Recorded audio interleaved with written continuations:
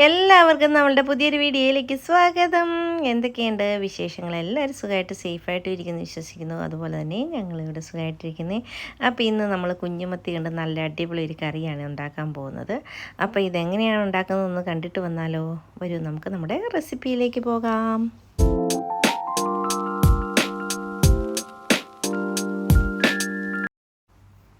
അപ്പോൾ അതിനായിട്ട് ഞാനിവിടെ ഒരു 10-20 കൊച്ചുള്ളിയും ഒരു 3-4 കഷ്ണം വെളുത്തുള്ളിയും ഒരു ചെറിയ കഷ്ണം ഇഞ്ചി ഒരു 4 പച്ചമുളകും കൂടി എടുത്തിട്ടുണ്ട്.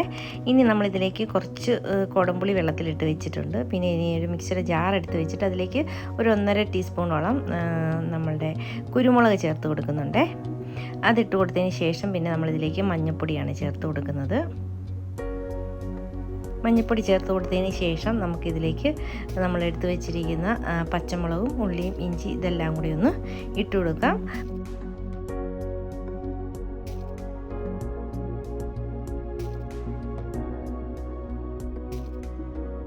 അത്രയും വലിയ ഇഞ്ചിയുടെ കഷ്ണം അരിഞ്ഞ് കിട്ടാൻ പ്രയാസമാണ്. അതുകൊണ്ട് ഞാനൊന്ന് കട്ട് ചെയ്തിടാമെന്ന് വിചാരിച്ച് ഒന്ന് കട്ട് ചെയ്യുവാണേ.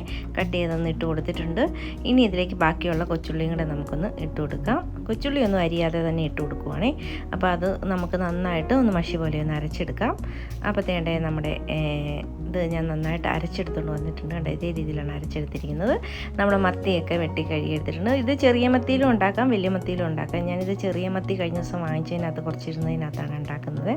അപ്പോൾ നല്ല ഫ്രഷ് മത്തിയാണ്, നല്ല അടിപൊളി ടേസ്റ്റാണ്. പക്ഷേ ഇവിടെ ഈ മാളിലൊക്കെ ഇരുന്ന് കിട്ടുന്നതുകൊണ്ട് അത്രയ്ക്ക് ടേസ്റ്റ് എന്ന് പറയാൻ പറ്റത്തില്ല. എന്നാലും കുഴപ്പമില്ല, നല്ല കറി വെച്ച് കഴിഞ്ഞാൽ നല്ലതാണ്.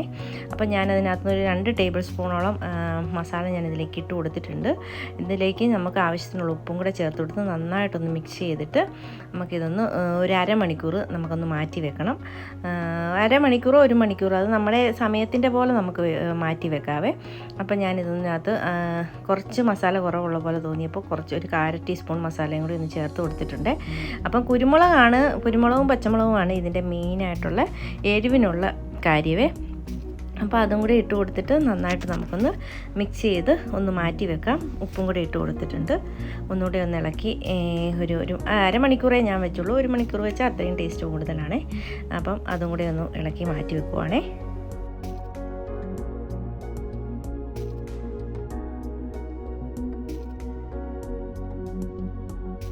ഇപ്പം നമ്മുടെ മത്തി അരമണിക്കൂർ കഴിഞ്ഞ് അടുപ്പത്തോട്ട് വെച്ചിട്ടുണ്ട്. തീ കത്തിച്ചിട്ടില്ല. അതിലേക്ക് നമ്മുടെ കുടംപുളിയുടെ വെള്ളം മാത്രമാണ് ഒഴിച്ചു കൊടുക്കുന്നത്. മൊത്തം ഒഴിച്ചു കൊടുക്കുന്നില്ല. നല്ല പുളി ഇറങ്ങിയിട്ടുണ്ട്, കറുത്ത കളറായല്ലോ.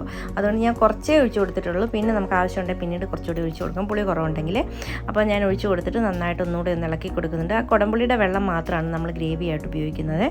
അപ്പോൾ നല്ലതായിട്ട് പറ്റിച്ചെടുക്കാൻ വേണ്ടിയിട്ടാണ്. അതാണ് ഇതിൻ്റെ ടേസ്റ്റ് കേട്ടോ. അപ്പോഴത്തേന് ഞാനൊന്ന് ഇളക്കി വെച്ചിട്ട് നമുക്കൊന്ന് മൂടി വെച്ച് ഇതൊന്ന് പറ്റിച്ച് വേവിച്ചെടുക്കാം.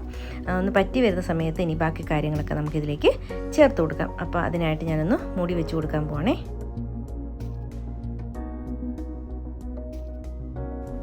ഇപ്പം നമ്മുടെ കറി ഏകദേശം ഒന്ന് പറ്റി വന്നിട്ടുണ്ട്. ഈ സമയത്ത് നമുക്കിതിലേക്ക് നല്ല പച്ചക്കറിവേപ്പില ആവശ്യത്തിന് ഇട്ട് കൊടുക്കാം കേട്ടോ. കറിവേപ്പില ഇട്ട് കൊടുക്കുന്നതോറും നമ്മുടെ കറിക്ക് ടേസ്റ്റ് കൂടുതലാണ്. പിന്നെ നമ്മളിതിലേക്ക് കുറച്ച് പച്ചവെളിച്ചെണ്ണയും കൂടി ഒഴിച്ച് കൊടുക്കുന്നുണ്ട്. അപ്പോൾ കുരുമുളക് പൊടിയുടെ എരിവ് നോക്കിയിട്ട് കുറവുണ്ടെങ്കിൽ കുറച്ച് കുരുമുളക് പൊടിയും കൂടെ ചേർത്ത് കൊടുക്കുക. ഇവിടുത്തെ കുരുമുളക് പൊടിക്ക് വലിയ എരിവില്ലാത്തതുകൊണ്ട് ഞാൻ കുറച്ചുകൂടി ഒന്ന് ഇട്ട് കൊടുത്തിട്ടുണ്ട് ഇടയ്ക്ക്. എരിവ് നോക്കിയപ്പോൾ കുറവായതുകൊണ്ട്. ഇനി ഇതൊന്ന് ഞാൻ ചുറ്റിച്ച് വെക്കുന്നുണ്ട്. ചുറ്റിച്ചിട്ട് നമുക്കൊന്നുകൂടെ ഒന്ന് പറ്റിച്ചെടുക്കാം. പറ്റിച്ചെടുത്ത് കഴിയുമ്പോൾ ഇപ്പം തന്നെ നല്ലൊരു സ്മെല്ലാണ് വരുന്നത്. ഈ കുരുമുളകിൻ്റെയും അതുപോലെ പച്ചവെളിച്ചെണ്ണയുടെയും കറിവേപ്പിലയുടെയൊക്കെ അടിപൊളി സ്മെല്ലാണ് വന്നിരിക്കുന്നത്. മൂടി വെച്ച് ഞാൻ ഇതേ രീതിയിലൊന്ന് പറ്റിച്ചെടുത്തിട്ടുണ്ട്. ഇപ്പം നമ്മുടെ അടിപൊളി ടേസ്റ്റുള്ള മത്തി കുരുമുളകിൽ പറ്റിച്ചെടുത്തത് റെഡിയായിട്ടുണ്ട്. എല്ലാവരും തീർച്ചയായിട്ടും ഇതേ രീതിയിലൊന്ന് ഉണ്ടാക്കി നോക്കണം കേട്ടോ. ചോറിൻ്റെ കൂടെയും അടിപൊളിയാണ്. അതുപോലെ തന്നെ കപ്പ പുഴുങ്ങിയതിൻ്റെ കൂടെയാണ് ഇത് ടേസ്റ്റ് കൂടുതൽ കേട്ടോ. അങ്ങനെയൊന്ന് ഉണ്ടാക്കി കഴിച്ച് നോക്കണം കേട്ടോ. ഇതുപോലെ തയ്യാറാക്കി നോക്കാത്തവർ തീർച്ചയായിട്ടും ഒന്ന് തയ്യാറാക്കി നോക്കണം. ഞാൻ ചോറെടുത്തിട്ട് എൻ്റെ പുറത്തോട്ട് കുറച്ച് ഇട്ടിട്ടൊന്ന് കഴിക്കാനായിട്ട് പോവുകയാണ് കേട്ടോ. ഇപ്പം തന്നെ എൻ്റെ വായിൽ വെള്ളം വന്നു. അപ്പോൾ എല്ലാവരും തീർച്ചയായിട്ടും ഒന്ന് ട്രൈ ചെയ്ത് നോക്കണം. സബ്സ്ക്രൈബ് ചെയ്യാത്തവരൊന്ന് സബ്സ്ക്രൈബ് ചെയ്യണം, ലൈക്ക് ചെയ്യണം, ഷെയർ ചെയ്യണം, കമൻറ്റ് ചെയ്യണം കേട്ടോ. സ്കിപ്പ് ചെയ്യാതെ വീഡിയോ മുഴുവൻ കണ്ട് സപ്പോർട്ടും കൂടെ ചെയ്തേക്കണം കേട്ടോ. ഇതുപോലുള്ള ചെറിയ ചെറിയ കുക്കിംഗ് വീഡിയോസും വ്ളോഗ്സും ഒക്കെ ആയിട്ട് വരുന്നവരെ എല്ലാവർക്കും താങ്ക് യു.